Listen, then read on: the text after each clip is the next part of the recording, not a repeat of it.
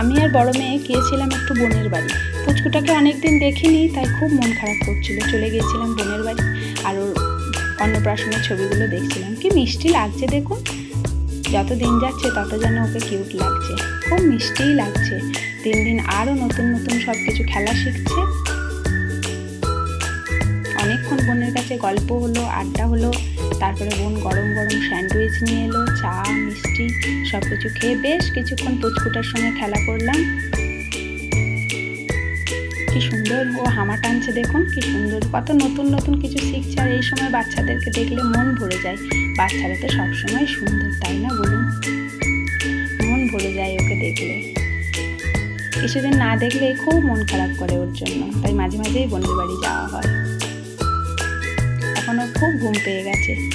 চলুন তাহলে টাটা, ও তো ঘুমাবে।